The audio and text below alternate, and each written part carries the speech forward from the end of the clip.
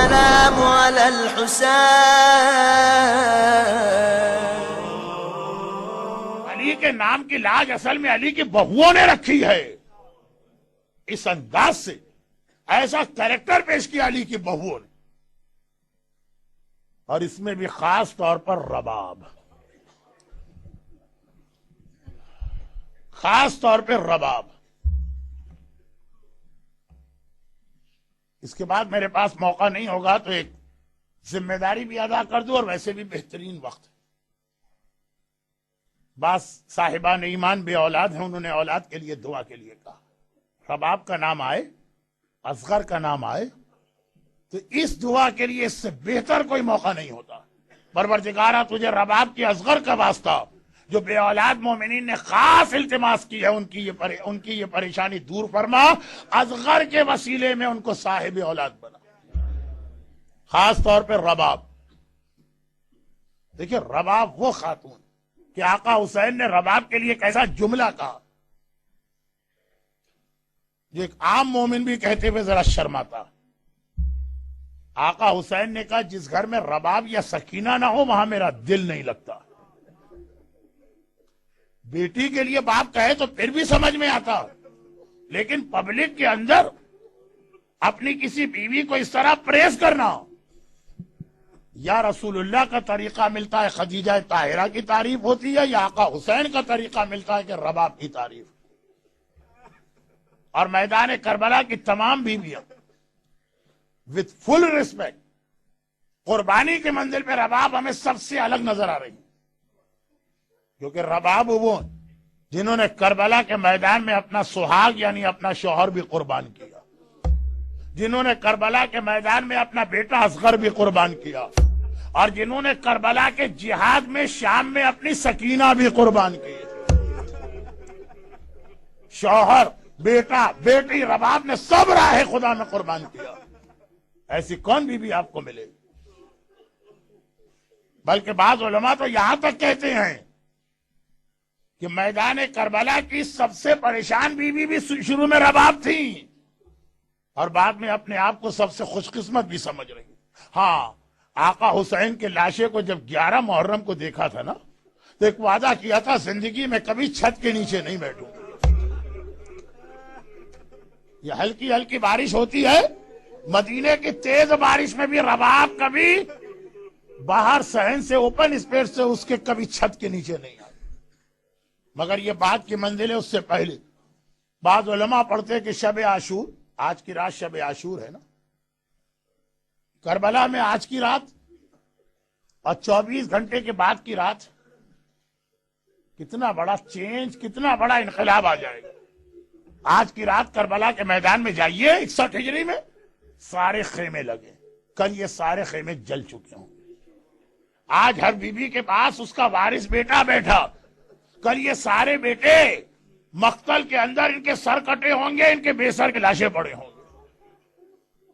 آج بیٹی کے سر پہ ہاتھ پھیرنے والا باپ ہے، کل یہی بچی یتیم ہو چکی ہوگی. مگر شب عاشور کے حوالے سے کچھ مسائل آج آپ رات کی مجلس میں سنیں گے جو یہاں میں نے سنا ہے ہوتی، اور کل دوپہر میں کچھ پڑھوں گا. ابھی تو یہ بات ہے کہ آقا حسین جیسے ہی شب عاشور آئی پہلے مردوں کا ٹرائل یا ٹیسٹ کیا اور پھر عورتوں کا. مردوں کے لیے پوری میٹنگ بلائی، عورتوں کے لیے میٹنگ نہیں بلائی. آدھی رات کے قریب آقا اپنے مسلح سے کھڑے ہوئے اور ایک بار بیویوں کے خیمے کو باہر سے دیکھتے ہوئے چل رہے. ہر خیمے میں ہر بیوی بہت خوش نظر آ رہی ہے، کل کے جہاد کی تیاری کر رہی ہے. لیلا کے خیمے کے قریب سے گئے، دیکھا اپنے اکبر کو کل کے لیے تیار کر رہی. آنو محمد زینب کے خیمے کے قریب سے گئے، دیکھا زینب آنو محمد کو کل کے جہاد کے لیے تیار کر رہی. کبھی جعفر تیار کے حالات سناتی ہے جو ان کا دادا، اور کبھی حیدر کرار کے حالات سناتی ہے جو ان کا نانا. فروا کے خیمے کے قریب گئے، قاسم کی تیاری ہو رہی. البتہ ایک خیمے کے ابھی قریب پہنچے تھے، دیکھا بھی نہ تھا اس خیمے سے رونے کی آواز آ رہی.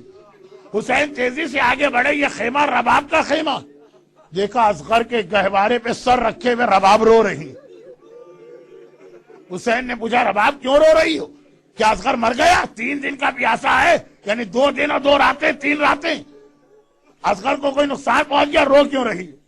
بڑا عجیب جملہ رباب نے کہا میں تو رو رہی ہوں اپنی بدقسمتی پر، میں تو رو رہی ہوں اپنی محرومی پر، ہر بیوی کو دیکھ رہی ہوں کہ کل کے جہاد کے لیے کیا تیاری کی جا رہی ہے، لیکن آقا اس گھر میں آ کے اللہ نے مجھے سب دیا، اولادیں بھی دی، مگر 2 اولادیں اس طرح سے دی کہ دونوں جہاد کے لیے نہیں جا سکتی ہیں۔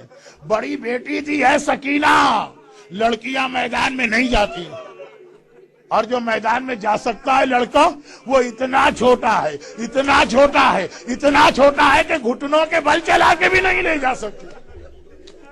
آقا کل جب یہ ساری بیویاں شہزادی فاطمہ کے سامنے جائیں گی تو اپنی اپنی قربانی لے کے جائیں گی اور رباب خالی ہاتھ جائے گی۔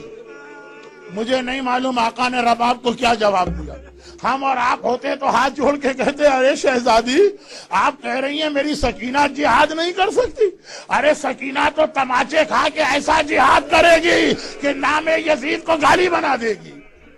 آپ کہہ رہی ہیں میرا اصغر اتنا چھوٹا کہ گھٹنوں کے بل بھی نہیں چل سکتا، ارے اصغر تو کل ایسا جہاد کرے گا کہ دنیا اکبر کا جہاد بھول جائے گی، دنیا عباس کا جہاد بھول جائے گی۔ یہ خالی اوریٹری کا جملہ نہیں ہے، پورا لشکر یزید نہ اکبر کے جہاد میں رویا ہے نہ عباس کے جہاد میں رویا ہے، اصغر کو دیکھ کے منہ پھیر کر یزیدی رونے لگے۔ ایسا جہاد اصغر کرے گا۔ اور اگلا دن آ گیا، صبح سے لاشوں پہ لاشیں آ رہے، یہاں تک کہ وہ وقت آ گیا حسین اکیلے رہ گئے، نہ عباس ہیں نہ اکبر ہیں۔ ایک بار ٹیلے پہ گئے، دائیں طرف دیکھا بائیں طرف دیکھا، آواز دی حل من ناصر ینصرنا، ارے ہے کوئی بھری کائنات میں جو محمد کے بیٹے کی مدد کو آئے؟ اور کہیں سے جواب تو نہ آیا۔ خیمے سے بیویوں کے رونے کی آواز آنے لگی۔ حسین ٹیلے سے اتر کے خیمے میں گئے، کہا زینب کیا بات ہے، ابھی میں زندہ ہوں، بیویاں کیوں رو رہی ہیں؟ زینب نے کہا بھیا جیسے ہی تو نے حل من ناصرین کہا اصغر نے اپنے آپ کو گہوارے سے باہر گرا دیا۔ شاید یاد دلا رہے ہو بابا، ابھی آپ کا ایک ناصر باقی ہے، ابھی آپ کا ایک سپاہی باقی ہے، جب تک اصغر زندہ ہے استغاثہ بلند نہ کرے۔ ارے میں موجود ہوں۔ حسین نے اصغر کو گود میں اٹھایا اور ایک مرتبہ کہا کہ زینب میں حجت تمام کرنے کے لیے اس کو لے جا رہا ہوں۔ رباب نے دیکھا میرا ششمہ ہاں، اللہ اللہ، یہ مصیبت بھی وہ ہے کہ خالی مائیں سمجھ سکتی ہیں، جن کی گودوں میں چھوٹے بچے ہیں صرف وہ ماں سمجھ رہی ہوگی رباب پہ کیا گزر رہی ہے۔ حسین نے رباب کو گود میں لیا، اصغر کو گود میں لیا۔ رباب نے دیکھا، گھبرا کے کہا آقا میرا اصغر کہاں جا رہا ہے؟ حسین نے کہا رباب میں مقتل میں لے جا رہا ہوں۔ کہا کہ ذرا اصغر کو میری گود میں دے دیجئے۔ حسین نے اصغر کو رباب کی گود میں واپس کیا، اصغر کو لے کے رباب خیمے میں جانے لگی۔ حسین نے کہا رباب کیا مقتل میں بھیجنے کا دل نہیں چاہ رہا؟ کہا گھبرا کے کہا نہیں آقا ایک اور بات ہے، تھوڑی دیر کے بعد لے کر آئی۔ تو حسین نے کیا دیکھا؟ رباب نے بچے کا نیا کرتا پہنا دیا ہے، بالوں میں کنگھی کر دی ہے، آنکھوں میں سرما لگا دیا ہے، بہت چھوٹا ہے مگر شیر خدا کا پوتا ہے، پورا سپاہی بن کے میدان میں جائے گا۔ میں نے کسی کتاب میں نہیں پڑھا، لیکن ایک اپنے استاد سے سنا ہے کہ وہ جاتے جاتے ایک بار رباب نے کہا اصغر بیٹا تھوڑی دیر کے بعد تو اپنی دادی کی گود میں ہوگا، اگر دادی کہیں کہ ماں نے منہ نہ دھلایا کہہ دینا اماں کے پاس پانی نہ تھا اس لیے اس حالت میں تھے۔ شیر خدا کا پوتا پوری شان کے ساتھ عباس جیسی شان کے ساتھ چلا اور ایک بار حسین کی گود میں میدان کربلا میں پہنچا، اور حسین نے کہا اصغر تم شیر خدا کے پوتے ہو، اپنی حجت خود تمام کرو۔ ارے کیا عباس و اکبر کی تلوار کا وہ اثر ہوگا؟ ادھر اصغر نے اپنے سوکھے ہونٹوں پر ننھی سی زبان پھیرنا شروع کی، سارا لشکر یزید منہ ڈھل کے ہاتھ پھیر کے رونے لگا۔ عمر سعد گھبرا گئے، ہرملا کے پاس آیا، ہرملا اقطع کلام الحسین، ہرملا اگر یہ بچہ کچھ دیر اور رہا تو بغاوت آ جائے گی، میری فوج میرے خلاف ہوگی، کسی طرح حسین کا کلام کاٹ دے۔ ہرملا نے کہا اچھا۔ ایک بار تیر اٹھائے، ایک بھال کا تیر بھی ہے 2 بھال کا تیر بھی ہے، 3 بھال کا تیر بھی ہے۔ 1 بھال کا تیر عرب میں آدمی کی گردن توڑنے استعمال ہوتا، اور 3 بھال کا تیر جب کسی گھوڑے کی گردن توڑنا ہو یا درخت میں سوراخ کرنا ہو۔ تیر کا اپنا وزن اصغر کے وزن سے زیادہ۔ ایک بار تیر اٹھایا، کہاں گھوڑے کی گردن، کہاں ششماہے کا ننھا سا گلا، اور کمان میں تیر لگایا، پھینکنا چاہتا ہے تیر، ہاتھ کانپے، تیروں کمان گر پڑے۔ دوبارہ کوشش کی، تیروں کمان گر پڑے، پھر کوشش کی، تیروں کمان گر پڑا۔ اس کا دوست سنان آیا، ہر مولا اگر کوئی مجھ سے پوچھے عرب کا سب سے بڑا بہادر کون ہے، میں تیرا نام لوں گا۔ ایک بچے سے ڈر گیا۔ اگر کوئی پوچھے عرب کا سب سے بڑا تیر انداز کون ہے، بچے سے ڈر گیا۔ کہا بچے کی بات نہیں ہے، ادھر تیر پھینکنا چاہتا ہوں۔ خیمے کا پردہ اس طرح ہلتا ہے جیسے بچے کی ماں در خیمہ پر یہ منظر دیکھ رہی ہے، ہائے ماں کے سامنے اس کے لال کو کیسے تیر کا نشانہ بناؤں۔ سنان نے کہا میں تیری آنکھ پہ ہاتھ رکھتا ہوں اور تو تیر چلا، اور ادھر ہاتھ رکھا، آنکھوں پر تیر چلا، اور ایک بار اصغر کے گلے میں اس طرح یہ تیر پیوست ہو گیا کہ ننھے شہزادے کا گلا ایک طرف سے دوسری طرف چھت کے رہ گیا، خون کا فوارہ بلند ہوا۔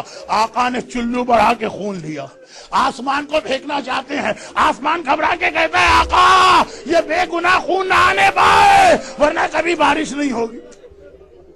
حسین کے چلو میں اصغر کا خون ہے، حسین یہ خون زمین پہ پھینکنا چاہتے ہیں، ارے زمین کانپ اٹھی، آقا یہ بے گناہ خون نہ آنے پائے ورنہ زمین سے کبھی سبزہ نہ پیدا ہوگا۔ حسین کے ہاتھ میں خون ہے، آسمان کو دیکھا، زمین کو دیکھا، انکار آسمان کو ہے، راضی زمین نہیں۔ اصغر تیرے خون کا ٹھکانہ کہیں نہیں۔ اور ٹھکانہ کہاں بنا؟ آقا نے یہ خون لے کے اپنے چہرے پہ مل دیا۔ نانا رسول خدا کے پاس جاؤں گا، کہوں گا نانا ذرا دیکھیے آپ کی امت نے میرے ششماہے اصغر کو کس طرح شہید کیا۔ اب حسین اصغر کے گلے سے تیر نکالنا چاہتے ہیں، ادھر تیر کھینچا، ننھا بچہ 6 مہینے کا بچہ تڑپ اٹھا، تیر نہیں نکالا جا رہا۔ آقا اکبر کے کلیجے سے برچھی نکالنا مشکل تھا، یہ اصغر کے ننھے سے گلے سے 3 بھال کا تیر۔ حسین نے کہا اصغر بیٹا مجھے پتا ہے تو بہت چھوٹا، تجھے تکلیف ہو رہی ہوگی، مگر حیدر کرار کا پوتا ہے، عباس کا بھتیجا ہے، اکبر کا بھائی ہے، میں تیر نکالتا ہوں تڑپنا نہیں۔ اب بچہ نہ تڑپا مگر تیر کیا نکلا، اصغر کی جان بھی نکل گئی، ننھا سا لاشا۔ پورے کربلا کے